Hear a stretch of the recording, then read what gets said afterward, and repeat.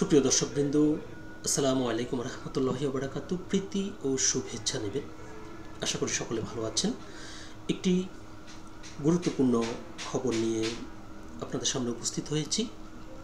সেটি হচ্ছে যে ডক্টর মোহাম্মদ ইউনূসের নেতৃত্বে আগামী ফেব্রুয়ারিতে বাংলাদেশে যে জাতীয় নির্বাচনটি অনুষ্ঠিত হতে যাচ্ছে, এই নির্বাচনকে একটি পাতানো নির্বাচন বলে অভিহিত করেছেন জাতীয় পার্টির চেয়ারম্যান জিএম কাদের। তিনি বলেছেন যে এটি একটি পাতানো নির্বাচন এবং এই নির্বাচন জাতীয় পার্টি কিছুতেই হতে দেবে না। তো এটি নিয়ে দৈনিক ইত্তেফাক পত্রিকায় একটি প্রতিবেদন প্রকাশিত হয়েছে, যেখানে বিস্তারিত বলা হয়েছে। জাতীয় পার্টির কেন্দ্রীয় কার্যালয়ের সামনে উপজেলা দিবস উপলক্ষে আয়োজিত সভায় তিনি বলেন, উপজেলা পরিষদ বাতিল করার পর থেকে 23 অক্টোবরকে উপজেলা দিবস হিসেবে পালন করে আসছে জাতীয় পার্টি। তিনি আরও বলেন, অন্তর্বর্তীকালীন সরকার নিরপেক্ষ নয়, তাদের নিজস্ব দল রয়েছে। যে দলটি সর্বোচ্চ সুবিধা ভোগ করছে, তাদের পরামর্শে সরকার চলছে, একটি পাতানো নির্বাচনের চেষ্টা চলছে।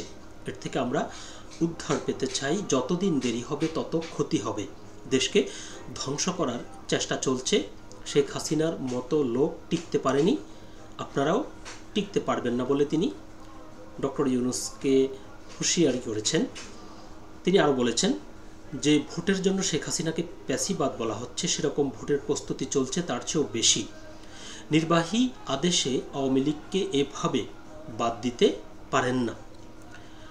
আপনি বিচার করেন, যারা অপরাধ করেছে তাদের শাস্তি নিশ্চিত করেন। তিনি বলেন, গৃহযুদ্ধ বাঁধিয়ে দেওয়া পরিবেশ তৈরি করা হচ্ছে।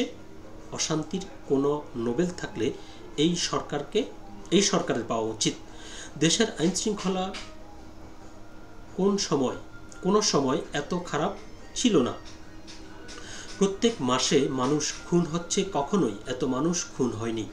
মিল ফ্যাক্টরি বন্ধ হয়ে যাচ্ছে, সমস্ত অর্থনৈতিক কর্মকাণ্ড স্থবির, কোনো বিনিয়োগ আসছে না, দেশ দুর্ভিক্ষের দিকে ধাবিত হচ্ছে। কেউ কেউ মনে করে এখনই দুর্ভিক্ষ শুরু হয়ে গেছে। টিসিবি ট্রাকের পেছনে দেখবেন লম্বা লাইন। তো তিনি